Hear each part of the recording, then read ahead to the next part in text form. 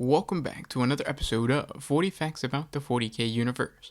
I am your host Gershwan, and today we're going to be talking about another Space Marine chapter from the Ultramarines, the Avenging Suns. If you're new to the channel, subscribe. We post Warhammer 40K lore videos every single day. If you have any suggestions, comment down below, and if you enjoy our content, thank our patrons on Patreon. It is because of them that we can do this. If you guys want to support us, the link is down in the description. But with that said, let's get into 40 facts on the Avenging Suns.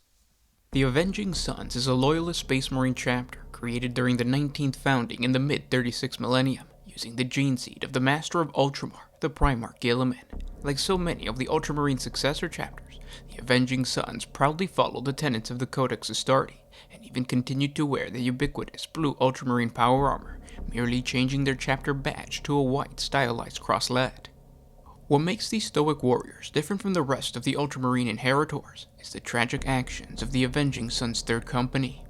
One of the company's most defining campaigns, which not only brought great shame to every single battle brother, but would set a terrible precedence for the company in later conflicts, was the defense of the spaceport of Archimedon. During these events, the Avenging Suns' Third Company fought valiantly under the direction of Captain Gessard in order to protect the strategic spaceport above the planet. The conflict was so severe that the company took heavy losses, including their company chaplain, but when the battle for the orbiting station seemed lost, the captain made the dishonorable decision to destroy the spaceport rather than letting it fall into enemy hands. Many within the chapter's command argued that if the chaplain would still have been alive, he would have been able to counsel Gessard away from such a rash and selfish decision. Seeing this as a disgraceful retreat, the Avenging Suns chapter master chose to punish the company by reassigning them to fight a grueling campaign on the world of Helm. The planet was suffering from a terrible civil war, where the forces of chaos managed to corrupt the people in the world and stir up a cultist rebellion. In order to assure the company paid for their cowardice, the chapter master of the Avenging Suns assigned the resolute and staunch chaplain Harridan to the Third Company. He was there to make sure that every battle brother was absolved of their sins by either achieving a noble death or paying with their blood.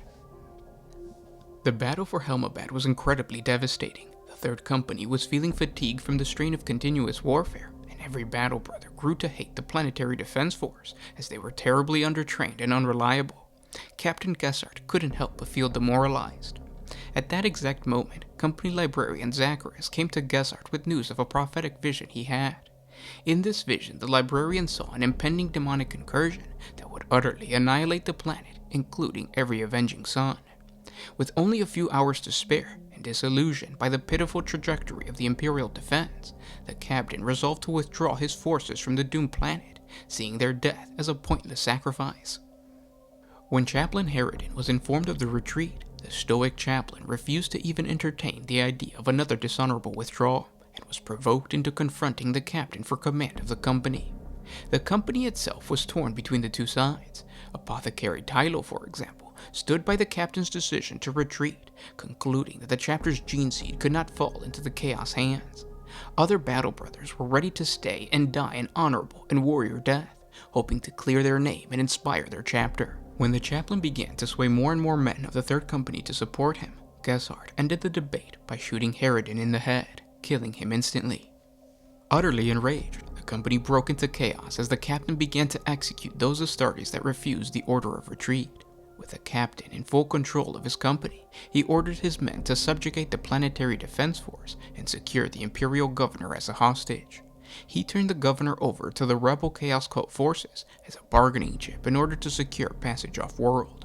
After fleeing the planet, which was struck by a warp storm, the captain ordered his company to paint over the chapter badge and any other Imperial symbols and set course for the Eye of Terror. Gessard knew that the execution of his own men would never be forgiven by the chapter, and although he would not side with the forces of chaos, he and his men would become renegades, still fighting for the good of humanity, but away from their parent chapter. The renegade Astartes of the Third Company have been sighted on at least 3 separate occasions in the vicinity of the Cadian Gate, each sighting moving ever closer to the Eye of Terror. Although their name will forever be stained by the shameful actions of these few renegades, the rest of the Avenging Suns continued to fight in the name of the Imperium. For example, during the liberation of Antilles IV, the Avenging Suns' Second Company, led by Force Commander Celius, took extremely heavy casualties as they were outnumbered by chaotic forces led by a warband of Chaos Space Marines of the Black Legion. The detachment was ground down and eventually surrounded. Their defenses broken, they fought to the end, detonating their position just at the moment of being completely overrun. The only known survivor was a single member of an attached scout squad in a Thunderhawk gunship, which contained a large portion of the company's precious gene seed extracted during the battle. Many years later, during Ataro's campaign, a strike force composed of the newly garrisoned Avenging Sun's 2nd Company fought in the first Imperial intervention that began the campaign. The Avenging Sun's captain, Armaros, led a kill team comprising of a single reinforced company of the Avenging Sun's Tataros in order to execute Planetary Governor Euphorus Iulius within the Governor's Palace for his traitorous dealings with the Tau Empire. But the Space Marines were surprised by a Taronian planetary defense force and a large contingent of Tau fire warriors who were secretly on the world to try and seize it from the Imperium. As a result of the unexpectedly large presence of the Tau fire caste on Taros, the Avenging Sun's mission failed, and they had to extract themselves from the world with heavy casualties, including the loss of a dreadnought. And those were 40 facts on the Avenging Suns. I hope you guys enjoyed this video. Thank our patrons on Patreon. It is because of them that we can do this. If you guys want to support us, it's just $1 a month. The link is down in the description. If you can't support us on Patreon, just by listening, it helps out the channel. Also, hit the little bell notification icon because YouTube wants you to do that. And I think there's a join button now. I don't really know what that means. Click it. Thank you. This is Gershwan with One Mind Syndicate, signing out. Always